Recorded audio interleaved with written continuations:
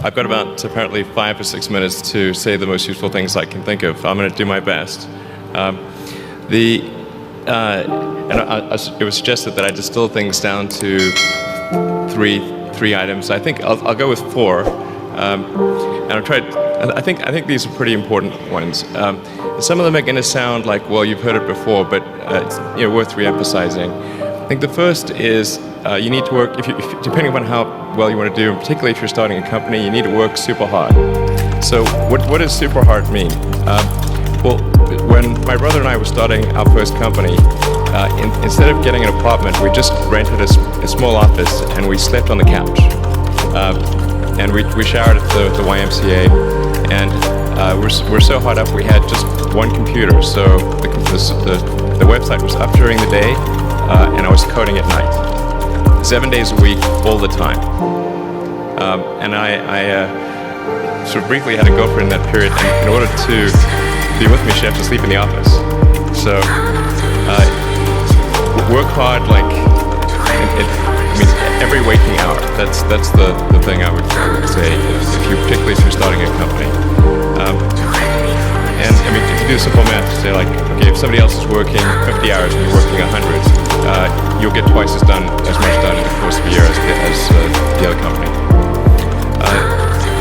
The other thing I'd say is that if you're creating a company or if you're joining a company, the most important thing is to attract great people. So either join a group that's amazing, that you really respect, or if you're building a company, you've got to gather great people. I mean, all a company is a group of people that have gathered together to create a product or service.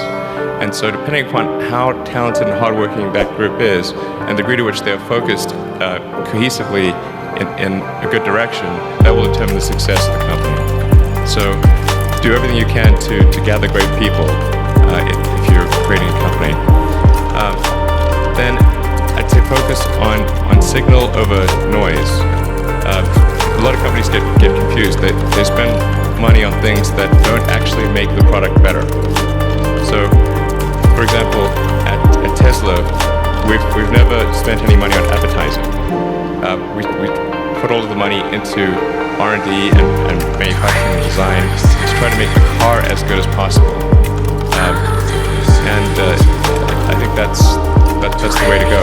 So for any given company, just keep thinking about, are these efforts that people are expending, are they resulting in a better product or service? And if they're not, stop those efforts. And then the final thing is to sort of don't just follow the trends.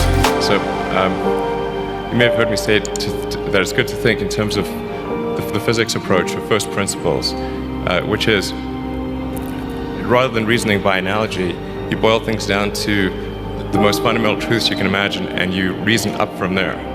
And this is a good way to figure out if something really makes sense, or if it's just what everybody else is doing. It's hard to think that way. You can't think that way about everything. It takes a lot of effort. But if you're trying to do something new, it's the best way to think. And that framework was developed by physicists to figure out counterintuitive things like quantum mechanics. So it's really a powerful method. Anyway, so that's, and then I think that the final thing I would encourage you to do is, now is the time to take risk. You don't have kids. As you get older, your obligations increase. So and once you have a family, you start taking risks not just for yourself but for your family as well. It gets much harder to do things that might not work out. So now is the time to do that before you have those obligations. So I would encourage you to take risks now. Do something bold. You won't regret it. Thank you.